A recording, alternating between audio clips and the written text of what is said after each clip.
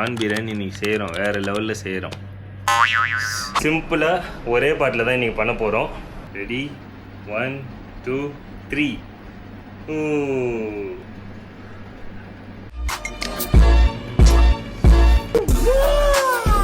இன்றைக்கி பக்ரீத்து. ஸோ எல்லாருக்கும் ஈத் முபாரக். தொழுகைக்கு டைம் ஆயிடுச்சு, போய் தொழுதுட்டு அப்படியே இன்றைக்கி ஃபுல்லாக இந்த விலாகை கண்டினியூ பண்ண போகிறேன். இது வெறும் ஈது விலாக் மட்டும் கிடையாது. இங்கே துபாயில் நான் தனியாக எப்படி நான் ஈதை செலிப்ரேட் பண்ணுறேன் அப்படின்றத நீங்கள் பார்க்க போகிறீங்க. தொழுகைக்கு டைம் ஆயிடுச்சு, இன்னொரு 5 நிமிஷம் தான் இருக்குது. அப்படியே வாங்க போகலாம். முசலை எடுத்தாச்சு, கிளம்பிட்டேன். இன்னும் 5 நிமிஷம் தான் இருக்குது. டைம் பார்த்தீங்கன்னா மணி 5:45 ஆகுது. ஆனால் காலைல 5:45 மாதிரியா இருக்குது. டைம் ஆயிடுச்சு, எல்லாம் ஓடுறாங்க. ஐயோ,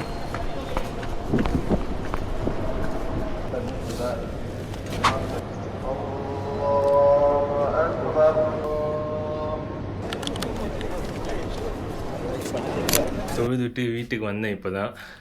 ஏன்னா இருந்தப்போ வீட்டுக்கு வருவோம், வீட்டுக்கு வந்துட்டு ஓகே இன்னைக்கு இது ஏதோ ஒன்று பண்ணலாம் அப்படின்னு சொல்லிட்டு ஏதோ ஒரு ஐடியா இருக்கும். பட் வீட்டிலே யாரும் இல்லைன்னும் போது ஒரு மாதிரி எப்படி சொல்கிறதுன்னு தெரில. அஸ்ஸலாமு அலைக்கும்ப்பா, ஈத் முபாரக். 5:45 இங்கே தொழுவேன். அஸ்ஸலாமு அலைக்கும், ஈத் முபாரக். டைம் இப்போ 6:40 ஆகுது. அப்படியே கொஞ்ச நேரம் தூங்கி எழுந்துச்சுன்னா ஒரு 8 மணி ஒரு 9 மணிக்கு அப்படியே பிரேக்ஃபாஸ்ட் செய்ய ஸ்டார்ட் பண்ணிடலாம். பிரேக்ஃபாஸ்ட்டை முடிச்சுட்டு அப்படியே லஞ்சு. ப்ரான் பிரியாணி இன்றைக்கி செய்கிறோம், வேறு லெவலில் செய்கிறோம். செம்ம தூக்கம். ஒரு 1/2 hour 1 hour தூங்கி எழுந்திரிக்கலான்னு பார்த்தா மணி 10:30 ஆயிடுச்சு. கிட்டத்தட்ட ஒரு 2-3 மணி நேரம் செம்ம தூக்கம். ஸோ போயிட்டு அப்படியே பிரேக்ஃபாஸ்ட் பண்ணலாமா? வாங்க. பிரேக்ஃபாஸ்ட்டுக்கு ஒன்றும் இல்லை, சிம்பிளாக தோசை தான். தோசை மாவு இருக்குது, போயிட்டு தோசை ஊற்றி எடுத்துன்னு வந்துடுறேன். தொட்டுக்க உங்களுக்கு சிக்கன் ஊறுக்கா இருக்குது. இதை வச்சு சிம்பிளாக பிரேக்ஃபாஸ்ட்டை முடிச்சுட்டு அதுக்கப்புறம் அப்படியே நம்ம lunch special prawn biryani cook பண்ண ஸ்டார்ட் பண்ணிடலாம். அப்படியே ஒரு சிக்கன் பீஸு. பிஸ்மில்லா.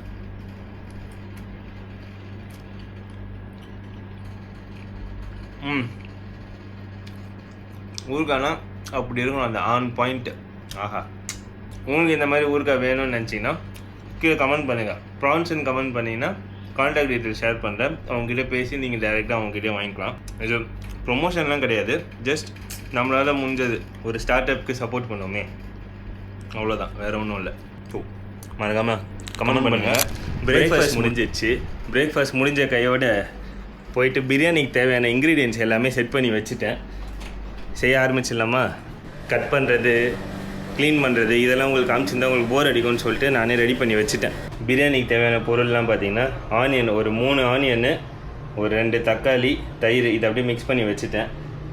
புதினா, கொத்தமல்லி, ஒரு 3 பச்சை மிளகா, ப்ரான் வந்து ஒரு 600 கிராம் எடுத்து வச்சிட்டேன். ப்ளஸ் வந்து ஒரு 750 கிராம் ரைஸு, அப்புறம் இஞ்சி பூண்டு பேஸ்ட்டு. இது எல்லாமே செட்டப்பாக ரெடி பண்ணி வச்சுட்டேன். இவ்வளோ தான் இதுக்கான இன்க்ரீடியண்ட்டு. ஸோ அப்படியே ஒன்று ஒன்றா பண்ண ஆரம்பிச்சிடலாமா?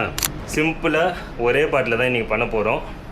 ஃபஸ்ட்டு பாத்திரம் நல்லா சூடாகணும். ஆயில் வந்து சும்மா ஒரு 100 ml மட்டும் ஊற்றிக்கிட்டேன். ஸ்பைசஸ் பொறுத்த வரைக்கும் பார்த்தீங்கன்னா பட்டை 1, ஏலக்காய் ஒரு 4, சும்மா பிரிஞ்சி இலை 1, ஒரு 5 கிராம்பு, அவ்வளோதான் ஸ்பைசஸ்ஸு. லைட்டாக சும்மா ஒரு 10 செகண்டு போட்டு அப்படியே ஆனியன் பார்த்தீங்கன்னா ஒரு நல்ல இந்த கோல்டன் ப்ரௌன் சொல்லுவாங்க தெரியுமா, நல்ல கோல்டன் ப்ரௌனுக்கு வதக்க விட்டால் தான் பிரியாணி டேஸ்ட்டு. அதே சமயம் சீக்கிரமாக கெட்டு போகாது. ஒரு குக்கிங் சேனலாகவே மாறிடுச்சு நம்ம சேனல் இப்போது. அண்ட் ஒன் மோர் திங், நிறைய பேர் சொல்லுவாங்க என்னென்னா வெங்காயம் வதங்கும்போது லைட்டாக உப்பு போட்டால் சீக்கிரமாக கலர் சேஞ்ச் ஆகிடுன்ட்டு. அது உண்மையான்ட்டு நீங்கள் கமெண்ட்டில் சொல்லுங்கள், ஏன்னா எனக்கு தெரியாது. பார்த்தீங்கன்னா இந்த ஸ்டேஜ் ஃப்ரைட் ஆனியனுக்கு கொஞ்சம் கம்மி, ஒரு ஸ்டேஜ் கம்மி. அந்த ஸ்டேஜில் இந்த மாதிரி ஃப்ரை ஆனதும் இதை வச்சுருக்கோம் பார்த்தீங்களா, புதினா, கொத்தமல்லி, பச்சை மிளகா, அதை அப்படியே சேர்த்துடுறோம். அவ்வளோதான். இது ஒரு மிக்ஸு.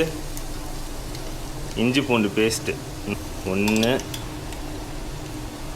2, சும்மா 2.25 ஸ்பூனு. இப்போ பார்த்தீங்கன்னா இஞ்சி பூண்டு பேஸ்ட்டு போட்டாச்சா, அவ்வளோதான். அது ஒரு மிக்ஸு. லைட்டாக ஒரு 30 செகண்ட் to 1 minute அப்படியே லைட்டாக வதக்குனாலே அந்த பச்சை வாசனை போயிடும். அடுத்தது பார்த்திங்கன்னா இந்த மிக்சரு, தக்காளி, தயிர். தக்காளி தயிர் போட்டதும் கிண்டுறதுக்கு முன்னாடியே ஒரு 1.5 டேபிள் ஸ்பூனு மிளகாத்தூள். இது சின்ன ஸ்பூனுன்றதுனால ஒரு 2.5 போட்டேன். வெறும் மிளகாத்தூள் போட்டு ஒரு மிக்ஸு.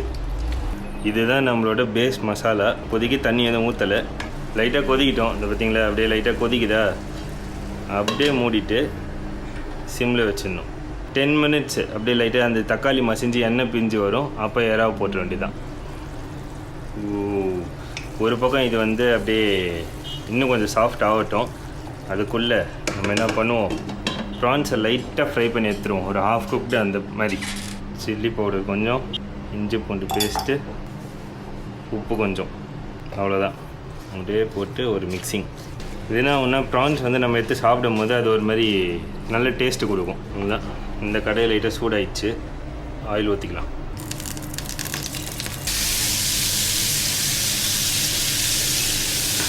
சும்மா ஒரு ஹாஃப் குக்டு லைட்டாக வறுத்துட்டா போதும். ரொம்பலாம் வந்து குக்கும் பண்ணுறக்கூடாது, அப்புறம் ரப்பர் மாதிரி ஆகிடும் ப்ரான். இதுக்கா அவ்வளோதான். சும்மா லைட்டாக இவனுக்கு வருவோம். ஓ பார்த்தீங்களா, நல்ல எண்ணெய் பிரிஞ்சு செம்மையாக வந்துச்சு நம்மளோட மசாலா. இப்போ என்ன பண்ணுவோன்னா, இப்போ தான் உப்பு எவ்வளோ போடுவாங்கன்னா தேவையான அளவு சொல்லுவாங்க. ஆனால் அது எவ்வளோ தேவை நமக்கே தெரியாது. நான் என்ன பண்ணுவேன், 1 கிலோ ரைஸ் பண்ணுறேன்னா ஒரு 1.5 டேபிள் ஸ்பூன் உப்பு எடுத்துப்பேன். அது எனக்கு கரெக்டாக வரும். இந்த என்ன பண்ணுறோம், அப்படியே இந்த ஜூஸோடு இதில் போடுறோம். ஆமாம், அப்படி ஒரு பெரட்டு, இப்படி ஒரு பெரட்டு. இது அப்படியே ஹை ஃப்ளேமுக்கு கொண்டு வந்துடுங்க. ஹை ஃப்ளேம் கொண்டு வந்து கொஞ்சம் கொதிக்கும் போது அவ்வளோதான், அப்படியே தண்ணி ஆட் பண்ணுற வேண்டியதான். நான் வந்து ஒரு 1.25 லிட்டரு தண்ணி எடுத்துருக்கேன். இந்த பாட்டில் வந்து பார்த்திங்கன்னா ஒரு 1.25 லிட்டரு வரும். ஸோ இந்த பாட்டிலில் ஃபுல் பாட்டில் எடுத்துக்கிட்டேன். கொதிக்கிறதுக்குள்ளே நம்ம ஊற போட்டு வச்சுருந்த தெரியுமா ரைஸு, இதை அப்படியே வடித்து எடுத்துடலாம். நமக்கு அதுக்குள்ளே இவன் கொதிச்சுட்டு இருப்பான். சரிங்களா, கொதிக்கிறான். என்ன பண்ணால் நல்லா கொதிக்கும் போது ரைஸை போட வேண்டியதான். உப்பு செக் பண்ணும்போது லைட்டாக இந்த ஆயிலெலாம் நவுத்தி விட்டு அப்படி எடுத்து செக் பண்ணிங்கன்னா கரெக்டாக தெரிஞ்சிடும். ஆஹா, உப்பு காரம் புளிப்பு எல்லாம் ஆன் பாயிண்டில் இருக்குது. ரைஸும் தண்ணி லெவலும் ஒரு மாதிரி சேமாக வரணும். சேமாக வரும்போது இந்த மாதிரி ஹோல்ஸ் இருந்ததுன்னா இங்கே ஒரு அலுமினியம் ஃபாயில் குத்தி வச்சுடுங்க. இந்த எனக்கு இருக்குது அந்த மாதிரி. லெவலாக வரும்போது ஃபாயில் போட்டு மேலே அப்படியே க்ளோஸ் பண்ணி வச்சிட்டிங்கன்னா ஒரு 10 நிமிஷம் பக்காவாக ரெடி ஆகிடும்.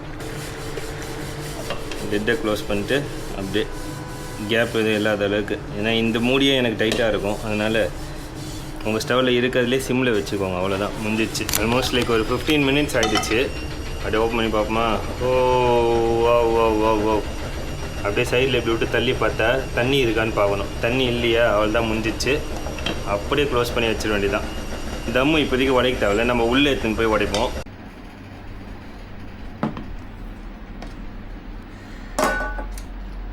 ரெடி, 1 2 3.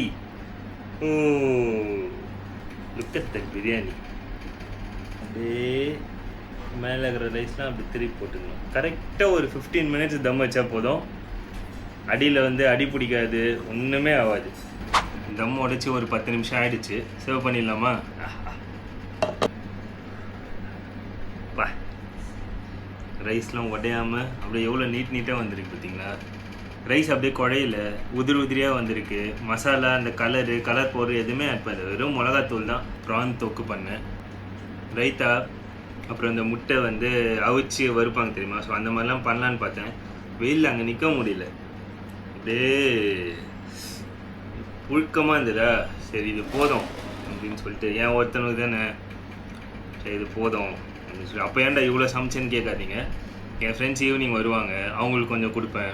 பக்கத்து ரூமில் இருப்பாங்க, அவங்களுக்கு கொஞ்சம் கொடுப்பேன். இந்த மாதிரி சின்ன சின்ன மூமெண்ட்ஸ் தான் வந்து நமக்கு ஒரு ஹாப்பினஸை கொடுக்கும்ல. ஸோ அந்த மாதிரி தான். டேஸ்ட் பண்ணிவிடுவோமா? கத்தன் பிரியாணி.